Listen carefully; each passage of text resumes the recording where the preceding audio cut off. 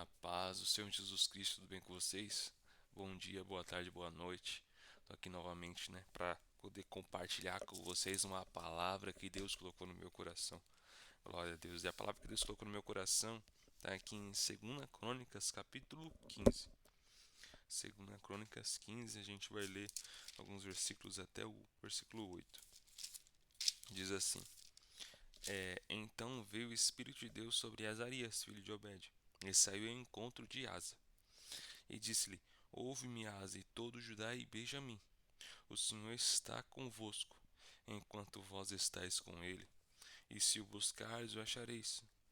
Porém, se o deixardes, vos deixará. E Israel esteve por muitos dias sem o verdadeiro Deus e sem sacerdote que o ensinasse, e sem lei. Mas quando na sua angústia convertia ao Senhor, Deus de Israel, e o buscava, o achava. E naqueles tempos não havia paz, nem para o que saía, nem para o que entrava, mas muitas perturbações sobre todos os habitantes daquelas terras, porque gente contra gente, e cidade contra cidade, se despedaçavam, porque Deus os conturbara com toda angústia. Mas esforçai-vos, e não desfaleçam as vossas mãos, porque a vossa obra tem uma recompensa. Ouvindo, pois, Asa essas palavras, e a profecia do profeta, filho de Obed, esforçou-se, e tirou as abominações de toda a terra de Judá e de Benjamim, como também das cidades que tomara nas montanhas de Efraim, e renovou o altar do Senhor, que estava diante do pórtico do Senhor. Até aqui, glória a Deus. Só para vocês entenderem muito bem o contexto, Asa, ele era rei de Judá, né? Nessa época, os reinos de Israel e de Judá tinham se dividido. O reino de Israel era constituído por 12 tribos, né? Que eram os 12 filhos de Jacó, as 12 tribos. E aí, Salomão, ele reinou, né? Depois de Davi reinou um tempo, né? Foi um dos homens mais sábios, né? Da terra. Nenhum que veio antes nem depois era como ele, porque o Senhor deu sabedoria para ele, porque ele pediu. E assim como a gente, se a gente pedir, o Senhor também vai nos dar sabedoria, porque Ele não dá as costas. Se a gente pedir sabedoria, Ele vai dar pra gente. Glória a Deus. E aí depois de Salomão veio o filho dele, que era Roboão. Roboão reinou, e aí o povo de todo Israel chegou para ele, né? Eles se reuniram e o povo de Israel falou: Olha, o jugo, os tributos que o seu pai colocou em nós são muito altos, são muito pesados para a gente não está conseguindo pagar. A gente é uma de família, a gente tem casa, a gente tem filhos, tem filhas, e a gente precisa se aliviar, senão a gente vai perecer. E aí Roboão, ele ouviu, ele foi até os anciões do seu pai, né, de Salomão. Os anciões de Salomão falou assim, ó: Olha, ouve o povo de Israel, fala benignamente, fala de um modo bom, de um modo brando para eles, porque se você falar assim, eles vão ser servos para você pro resto da vida. E Roboão escutou isso, mas também foi pedir conselho para os jovens, para as pessoas que tinham se criado com ele. E aí essas pessoas que tinham criado com ele falou assim, ó: Se esse povo falar isso, fala para eles que o seu jugo vai ser mais pesado ainda, que o seu dedo mínimo é mais grosso que todo o corpo de Salomão. Falou assim. E aí Roboão ouviu essa palavra boa. Ao invés de ele pedir conselho para os mais velhos, para os mais experientes, pedir conselho não, né? Ouviu o conselho dos mais experientes, ele ouviu o conselho das pessoas que estavam com ele, andando com ele. E isso foi a pior coisa que ele fez. Assim também a gente tem que ouvir aqueles que são mais experientes, sabe? A gente tem que ouvir essas pessoas e ouvir nosso pai, nossa mãe, não os nossos amigos, porque muitas vezes nossos pais, eles já passaram por erros, por circunstâncias da vida que a gente vai passar, e eles estão nos dando o ensinamento, a experiência que eles passaram. Então a gente tem que ouvir muitas vezes. Então, Robão ouviu os jovens e falou para o povo isso, né? Nisso que ele falou, o povo se revoltou muito, se revoltou muito. Então, o povo se revoltou, todos deixaram de seguir o rei. As 11 tribos de Israel, que fora a tribo de Judá, né, que era 12 com a tribo de Judá, as 11 tribos deixou de seguir Roboão, e estava intentando, ele mandou um rapaz do tributo para conversar com eles, eles apedrejaram esse cara do tributo. E aí Roboão ele ficou com medo, então fugiu para Jerusalém para ajudar. E aí ele ajuntou todo o povo de Judá ali para reinar, para ele ser rei do povo de Judá. E o povo de Israel ficou com o rei, o Jeroboão. Então se dividiu por causa disso, por causa de uma pessoa que não ouviu o conselho dos anciões, dos mais experientes. Então Asa, ele era o rei de Judá. Asa, ele era uma pessoa que buscou o Senhor, sabe? No começo do seu reino ele buscou, ele fez por onde, né? E aí, depois de um tempo, a Bíblia, a palavra de Deus diz, as Sagradas Escrituras diz que houve paz, porque ele buscou o Senhor, porque ele se colocou na brecha, sabe? Porque ele, ele se esforçou em buscar o Senhor, em orar, em jejuar. Ele estava ali no templo do Senhor. Imagina ele buscando ao Senhor de todo o coração. Então, a terra ficou em paz 10 anos. A terra ficou em paz nesse período. Porque quando a gente busca o Senhor, os nossos inimigos, eles são destruídos pelo Senhor. Glória a Deus. E aí, a terra ficou em silêncio. Depois de 10 anos, se levantou em Etíope com 1 milhão de homens. 1 milhão de homens para pelejar contra Judá. E Asa, ele tinha só no reino de Judá 300 mil de Judá. E também no reino de Benjamim, ele tinha 80 mil de Benjamim. Então ele se ajuntou com Benjamim, né, com essas duas terras, e eles foram pelejar contra os etíopes. 500 mil de Israel, 500 mil de Asa, contra 1 milhão do etíope. E aí, Asa, nesse momento, ele clamou. Ele falou: Senhor, nada para te ajudar. Quer poderoso, quero de nenhuma força. Ajuda-nos, Senhor. Nosso Deus, porque em ti confiamos e no teu nome viemos contra essa multidão.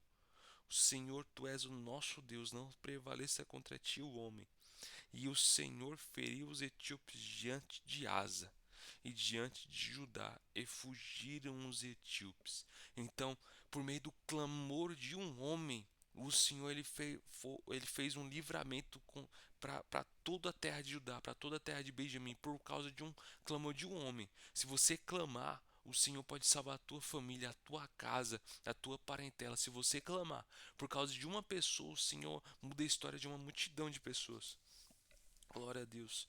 E aí, depois desse cenário maravilhoso, eu imagino que eles começaram a ficar preocupados, muito preocupados, porque a guerra é sinônimo no nosso dia a dia de prova. A guerra é sinônimo de situações ruins da nossa vida. Então a guerra, ela vem, tanto a guerra como a prova na nossa vida, vem por dois motivos. Primeiro, ou o Senhor quer que você adquira experiência. Segundo, ou o Senhor quer te corrigir. Então eles ficaram muito preocupados com isso e eu imagino eles pensando, o que será de nós? E aí a gente entra nesse texto que a gente leu no versículo 6 diz assim, porque gente contra gente, a cidade contra a cidade se despedaçavam. Ou seja, ao redor deles estava acontecendo guerras, ao redor deles estava acontecendo pelejas, coisas ruins, lutas muito grandes. E eles falaram, eu imagino eles pensando, daqui a pouco vai chegar em nós. Daqui a pouco isso aí vai chegar em nós e vai acabar com a gente. E, e aí chega o profeta e fala: Olha, mas isso está acontecendo lá no mundo, está acontecendo lá fora. Mas vocês esforçam-se, esforçam-te. Mas vocês não desfaleçam as vossas mãos, porque a vossa obra tem uma recompensa. Em outras palavras, ele está falando: olha, esquece o que está acontecendo aí no exterior. Esquece o que está acontecendo aí no exterior. Foca em você. Foca na sua busca. Foca, esforça. E aí, no versículo 8 entra naquilo que a gente estava lendo, né? Então Asa, ouvindo isso, Essas palavras é a profecia do profeta, filho de Obed, esforçou-se e tirou as abominações de toda a terra de Judá e de Benjamim, como também das cidades que tomara nas montanhas de Efraim, renovou o altar do Senhor que estava diante do pórtico do Senhor. Eles estavam tão preocupados com que aquilo estava acontecendo para fora, no exterior, que não estavam olhando para dentro. Dentro estava com o altar quebrado, estava com o altar, não estava o altar 100%. O que significa o altar? O altar significa a nossa vida diante de Deus.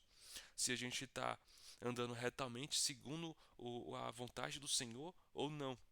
Renovar o altar do Senhor, renovar a adoração ao Senhor. O altar é sinônimo de você sacrificar o holocausto, se você sacrificar os sacrifícios ao Senhor. Altar é isso, é a sua obediência, né? Porque primeiro a gente obedece, depois a gente sacrifica. Então, depois que eles renovaram o altar, a Bíblia diz que eles sacrificaram vários sacrifícios, que é o holocausto, né? O holocausto na velha aliança, no Velho Testamento, diz que é quando a gente adora ao Senhor. Quando, na antiga aliança, a adoração ao Senhor era por meio de sacrifício animal, de sacrifício de sangue. Eles pegavam o animal, cortava, jogava o sangue sobre o altar e queimava aquele holocausto. O fogo do Senhor queimava aquele holocausto. Na nova aliança, não. O apóstolo Paulo ele diz: apresentei os vossos corpos como sacrifício santo, vivo e agradável ao Senhor, que esse é o vosso culto racional. Enquanto na velha aliança era feito com animais, né, para expiação do pecado, para poder perdoar pecados, para poder adorar o Senhor, na nova aliança, não. Na nova aliança, nosso corpo é sacrifício vivo. Nossa vida no altar é o sacrifício vivo. Por isso da obediência, né? Por isso a gente primeiro obedece, depois a gente sacrifica, porque é o nosso corpo que a gente sacrifica. Sacrifício vivo, a gente não vai lá se cortar, né? Não se cortar nem nada, a gente não está falando disso. Sacrifício vivo é um sentido de você vai lá no culto, você vai cantar ao Senhor, você vai jejuar, você vai orar de todo o seu coração, sabe? A gente não vai estar ali só por estar, mas entregar o melhor, sabe, para Deus. Então eles olharam tanto para fora e não olharam para dentro. Muitas vezes a gente se pega assim, preocupado com as coisas que tá acontecendo lá, e isso atrapalha a nossa oração. Isso atrapalha a nossa busca ao Senhor. Muitas vezes a gente até se ajoelha para orar, mas é tão difícil porque os pensamentos vão estar lá ainda. Vão estar lá. Nesse momento você ora e fala assim, ó, Senhor, eu estou orando ao Senhor e eu quero orar de coração. Eu não quero orar por orar, mas eu quero falar com o Senhor, porque oração é isso, é falar com o Senhor. Nesse momento, e você fala, Senhor, acaba com esses pensamentos, limpa meus pensamentos, Senhor, que eu possa estar conectado com o trono da graça nesse momento. Então, assim, o Senhor vai limpar os pensamentos, sabe? O Senhor vai te ajudar. E Asa ele fez isso, ele se esforçou, né? Ele não só se esforçou para renovar o altar também, mas para tirar as abominações de toda a terra de Judá e de Benjamim. Ele, no começo do versículo do capítulo 15, fala que ele fez uma reforma. Mas essa é evidente que a gente vê que essa reforma não foi completa.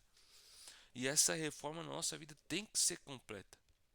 Porque o nosso Deus, ele é um fogo consumidor. Sabe, não existe o crente pela metade, não existe o crente morno.